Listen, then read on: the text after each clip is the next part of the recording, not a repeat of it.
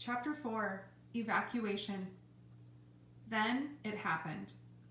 I randomly messaged another American missionary friend how she was doing one Friday morning. She lived on the south side of town, about an hour away.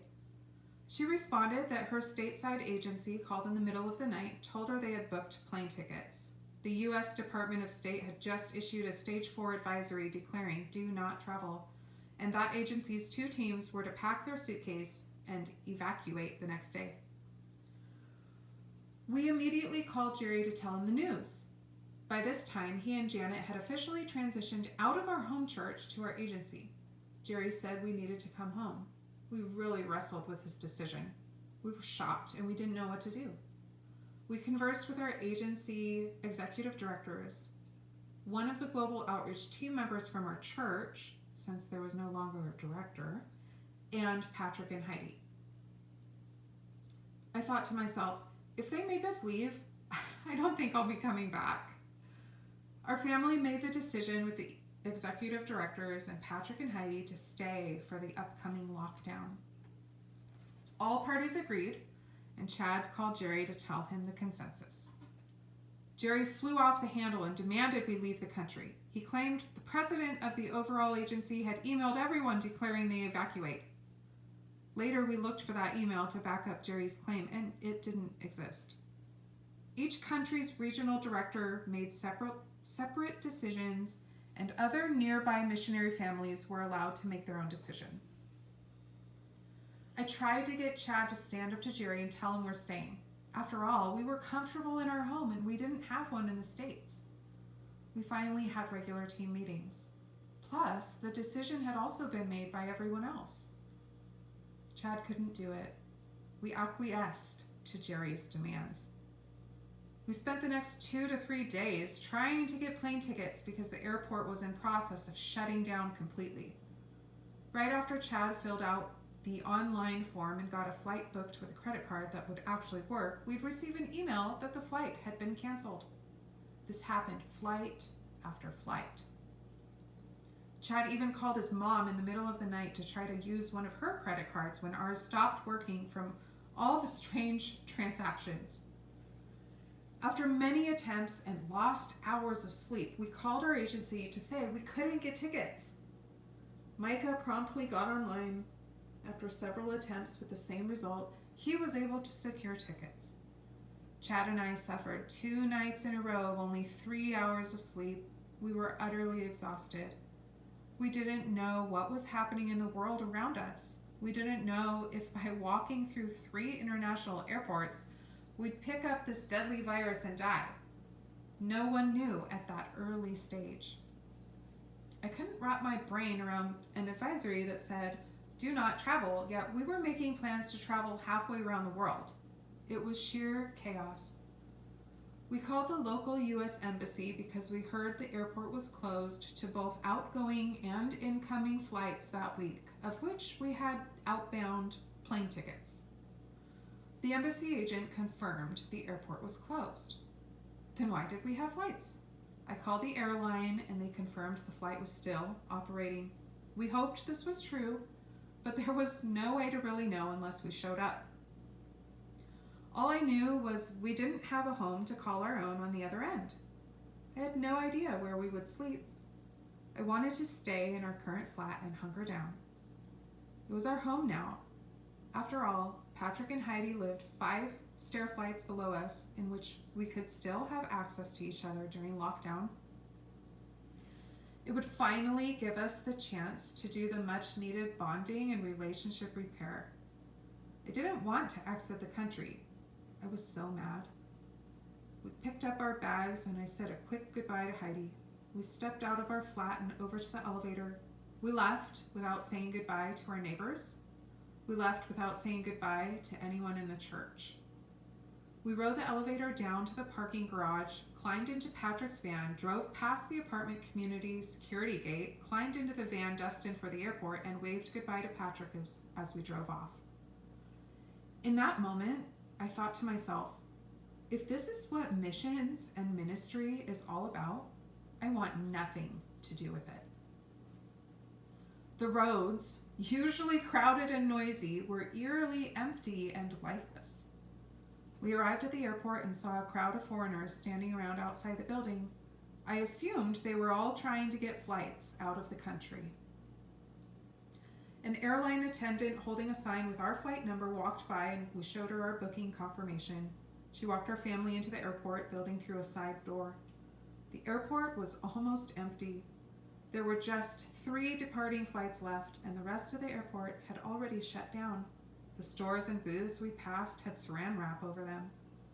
I've never seen that airport emptier than it was that day, and we'd been in and out of that airport 7 times before. We boarded our airplane. I gazed out the window during takeoff, wondering, what in the world is happening? I'm leaving this place. I didn't think I was leaving for 2 years, yet here I am exiting. We had a 12-hour layover in the first airport and were all able to sleep some. It had been a highly stressful, grueling few days, and here we were flying halfway around the world. Another passenger was covered head to toe in a hazmat suit, headgear, gloves, and boot coverings. The flights were long and our youngest very needy. I was exhausted by the sheer amount of sustained adrenaline over the last 4 months, the lack of sleep over the last several days, the trauma of a sudden evacuation, and the responsibility of tending to a fussy preschooler traveling halfway around the world. 2 more flights with 1 more layover, and we arrived in our hometown. Chad's parents met us at the airport with their spare pickup truck for us to use, and we drove to a global outreach team member's house to quarantine for 14 days. This was March 26, 2020. The next day was our youngest's 4th birthday, and Chad's was to follow a week later. I remember walking on grass for the first time in awe of the thick, lush, soft carpet beneath my feet. I remember turning on the bathroom faucet knowing it was safe to use that water to brush our teeth. And I remember lying in bed staring out the window at the large, beautiful houses in the neighborhood. I wasn't good for much. I was in such a state of shock over the events of the last 4 months. What just happened? The other executive director, Alex's wife, reached out to me, but I couldn't respond. Where was she this whole time? I didn't know her, and she didn't know me. She's never messaged me before. Heidi texted me once during our quarantine to ask how we were. I told her we were trying to figure out where we were going to live next. She never replied. Suddenly, Patrick and Heidi dropped all communication with us. Out of sight, out of mind. We were isolated there. We went on walks with our kids and drove through Dairy Queen a couple times, something we had been missing during our absence. We went for short drives. A couple people dropped food off at the door and managed a quick hello. The night before we left, we were able to have dinner outside with the host couple. I gave good answers to their questions, but quite honestly, I didn't know what else to say. I had been ravaged. At the end of our quarantine, we moved into Chad's parents' house. The kids each had a bedroom, and Chad and I slept in their camping trailer. Jerry reached out and said they wanted to come up and debrief with us. I didn't want to see them. I told Chad I had asked Janet, could we please meet after 3 weeks of much needed time with both sets of our parents? Jerry and Janet came anyway. I was livid. I felt so controlled by them, angry at the forced evacuation and this forced meeting like we were puppets on a string. I didn't want to see them or anyone else. I had reached the point of avoiding everything and everyone related to the trauma on the field and the evacuation. Chad told me the meeting would take 60 to 90 minutes. We sat outside in his parents' yard in plastic lawn chairs. The first thing Jerry said in a half-joking manner was, how does it feel to be back after only 4 months, with your house just down the street occupied by tenants? I couldn't believe my ears. Jerry and Janet then proceeded to tell us they had been appointed as our stateside field team directors in our agency rather than Joe, the position in charge of Patrick and Heidi's field team. They explained their appointment as field director happened before our evacuation. It just hadn't been announced to us yet. I guess this now justifies our obedience to their evacuation demand. Then they wanted us to give them our highs and lows, like I'd really had time to process. At this point, there were no highs. Everything had been too overwhelming.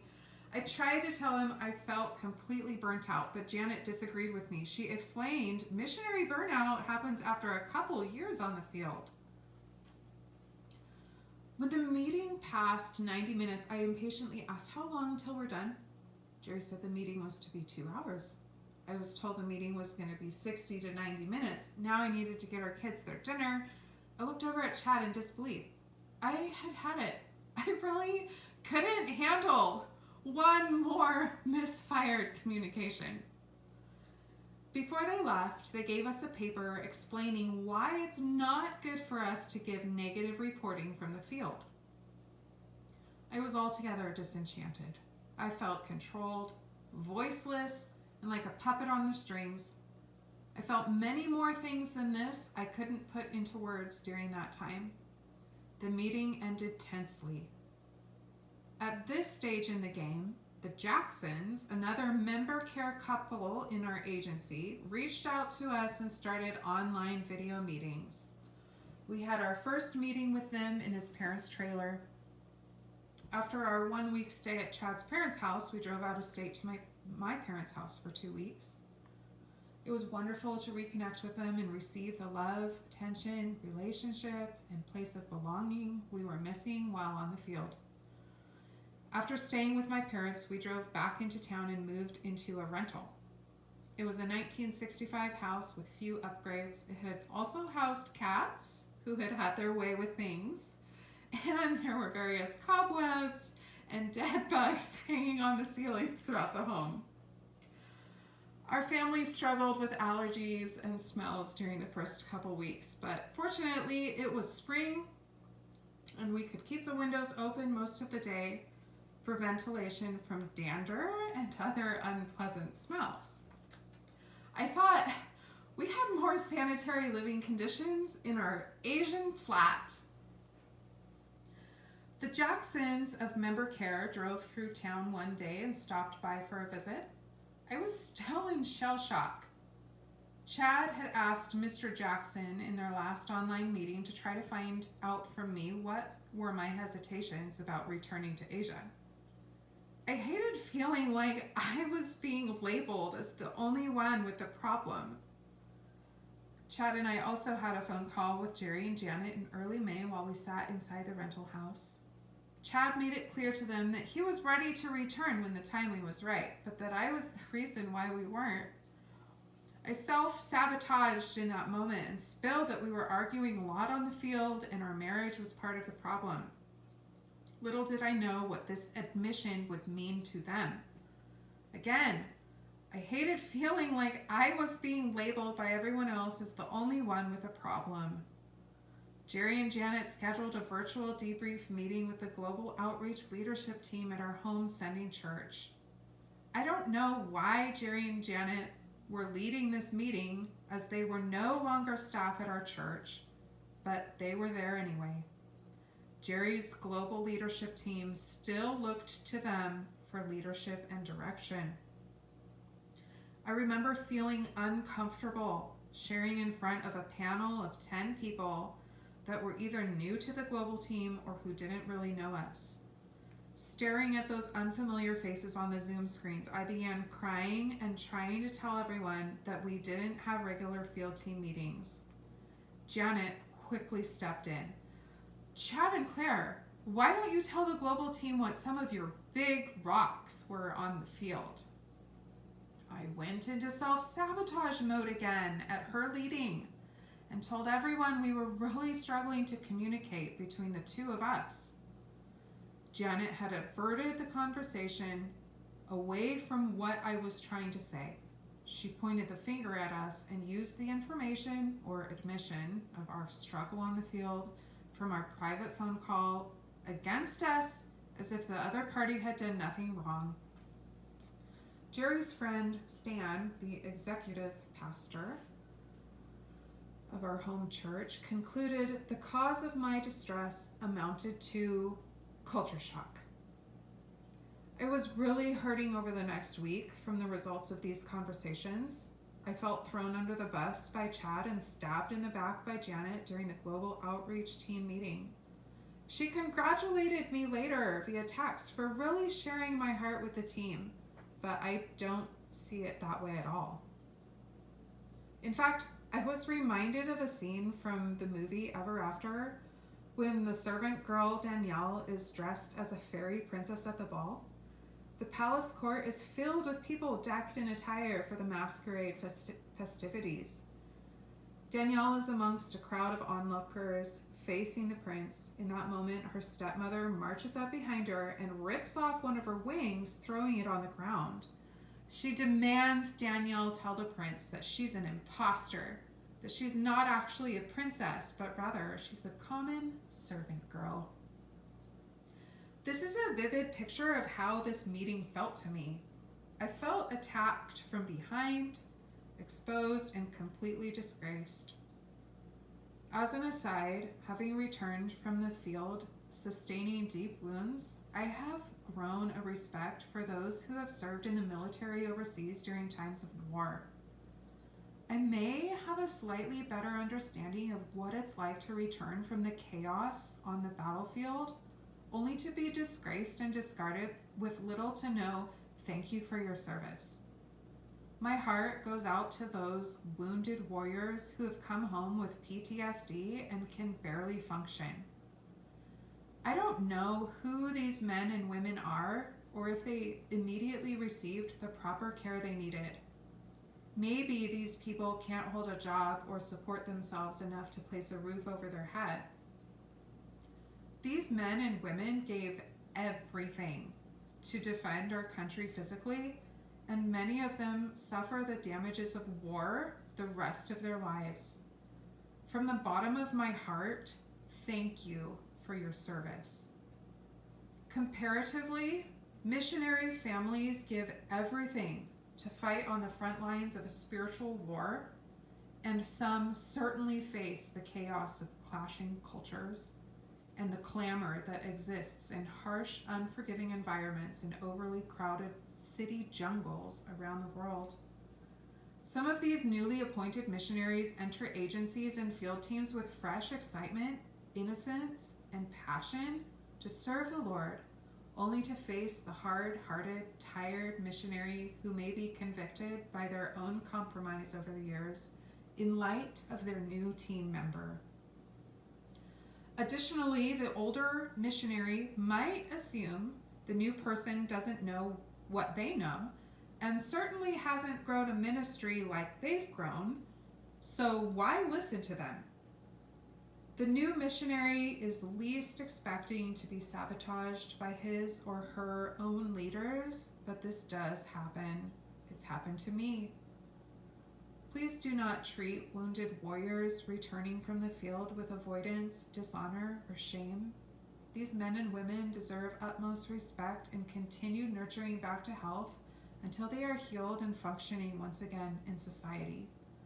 If you are one of these who have returned from the battlefield, whether physical or spiritual, and have been shamed and treated with dishonor, I want to personally thank you for your service. God sees, and he will reward you. And everyone who has left houses or brothers or sisters or father or mother or wife or children or fields for my sake will receive 100 times as much and will inherit eternal life. Matthew 19:29.